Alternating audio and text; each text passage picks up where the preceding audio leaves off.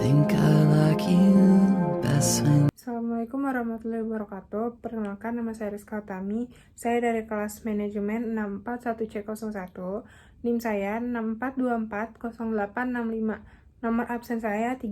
Di sini saya akan menjelaskan mengenai dampak positif dan negatif penggunaan teknologi dan informasi. Latar belakang perkembangan teknologi digital telah memberikan dampak positif dan negatif terhadap masyarakat, khususnya kepada generasi milenial dan generasi Z yang rentang lahir pada tahun 1996 hingga 2012. Kemajuan teknologi utamanya dari generasi Z dan milenial yang jumlahnya mencapai 67,69% dari populasi penduduk di Indonesia. Sini ada juga pengertian teknologi dan informasi. TIK atau teknologi informasi dan komunikasi adalah istilah untuk menyebut seperangkat program hingga alat bantu dalam memproses, mengelola, dan menyampaikan informasi. Teknologi informasi dan komunikasi ialah jaringan internet komputer, radio, HP, smartphone, atau yang sering disebut ponsel pintar, televisi, dan lain sebagainya. Seiring perkembangan zaman, kemajuan TIK melaju cukup cepat. Salah satu dari bentuk kemajuan TIK terkini adalah adanya teknologi digital, yakni alat bantu untuk pengelolaan informasi secara otomatis dengan sistem berbasis komputer. Dampak perkembangan teknologi informasi dan komunikasi yang semakin maju pun telah merambah di berbagai bidang kehidupan, mulai dari ekonomi, sosial, budaya, politik, dan bahkan ruang-ruang pribadi. Di sini saya akan menjelaskan tentang dampak positif penggunaan teknologi informasi dan komunikasi. Contoh dampak positif teknologi informasi dan komunikasi adalah mudahnya melakukan aktivitas jual beli melalui e-commerce atau perdagangan online berkat adanya internet. Kemudahan dalam mencari informasi di internet ataupun berkomunikasi lintas wilayah via smartphone hingga media sosial juga menjadi contoh dampak positif teknologi digital. Contoh yang pertama di sini adalah kemudahan akses informasi.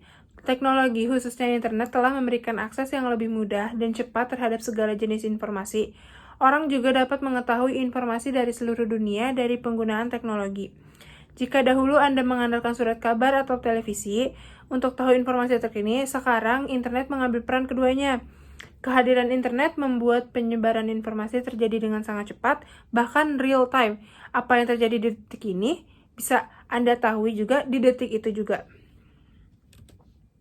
Yang kedua, ada peningkatan akses terhadap pendidikan. Teknologi informasi memungkinkan akses yang lebih luas terhadap pendidikan, terutama melalui platform e-learning dan sumber daya online. Siswa dan mahasiswa mengakses materi pembelajaran, tutorial, dan kursus dari berbagai institusi pendidikan di seluruh dunia tanpa terbatas oleh lokasi geografis.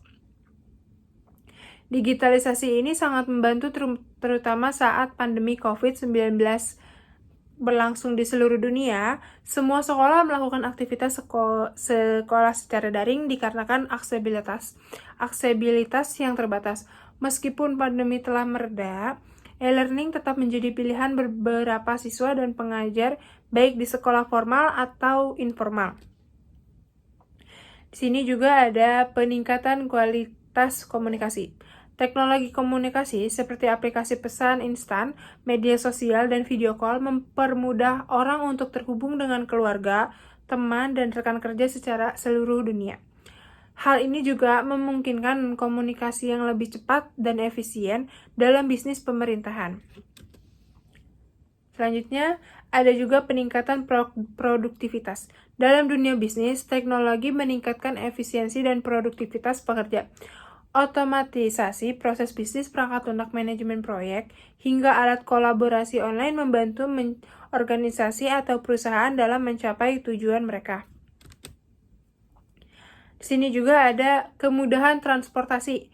Teknologi dalam transportasi seperti GPS, kendaraan otonom, dan layanan ride sharing telah meningkatkan kemudahan perjalanan dan mengoptimalkan sistem transportasi yang dapat diakses kapan saja dan di mana saja. Perjalanan jauh lebih mudah serta akurat serta maraknya transportasi online yang sudah tersebar di kota-kota besar memberikan dampak nyata bagi masyarakat. Selain memudahkan mobilitas masyarakat, digitalisasi dalam aspek transportasi dapat membuka lapangan pekerjaan. Tadi ada dampak positif, pasti setiap hal itu ada dampak positif dan negatifnya. Tadi saya sudah menjelaskan tentang dampak positifnya. Di sini saya akan menjelaskan tentang dampak negatifnya juga ya. Dampak negatif penggunaan teknologi. Meskipun teknologi dan informasi membawa banyak dampak positif, penggunaannya juga dapat menimbulkan dampak negatif jika tidak dikelola dengan benar. Berikut adalah beberapa dampak negatif yang bisa timbul akibat penggunaan teknologi dan informasi. Yang pertama ada ketergantungan teknologi. Penggunaan teknologi yang berlebihan dapat menyebabkan ketergantungan atau yang sering disebut dengan nomophobia, fear of missing out jika tidak terhubung dengan teknologi. Ini bisa mengarah kepada kecanduan digital, seperti kecanduan media sosial, video game, atau penggunaan ponsel secara berlebihan yang dapat mengganggu kehidupan sosial dan produktivitas. Ada juga penyalahgunaan data dan privasi. Teknologi informasi memberikan kemudahan dalam mengumpulkan dan menyimpan data pribadi. Namun ini juga meningkatkan risiko penyalahgunaan data, seperti pencurian identitas, peretasan, dan pelanggaran privasi. Data pribadi yang tidak dilindungi dengan baik dapat digunakan oleh pihak yang tidak bertanggung jawab untuk tujuan yang merugikan. Ada juga pengangguran dan ketimpangan ekonomi. Meskipun teknologi menciptakan lapangan pekerjaan baru, otomatisasi, dan kecerdasan buatan AI dapat menggantikan pekerjaan manusia di beberapa sektor, seperti manufaktur, transportasi, dan layanan pelanggan. Hal ini dapat menyebabkan pengangguran atau penurunan kualitas pekerjaan, terutama bagi mereka yang tidak memiliki keterampilan teknologi yang relevan. Ada juga penyebaran informasi palsu dan hoaks.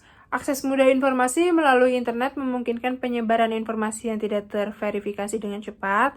Berita palsu, hoaks, atau teori konspirasi dapat dengan mudah menyebar melalui media sosial yang dapat mempengaruhi opini publik, menciptakan kebingungan, dan bahkan menyebabkan keresahan sosial.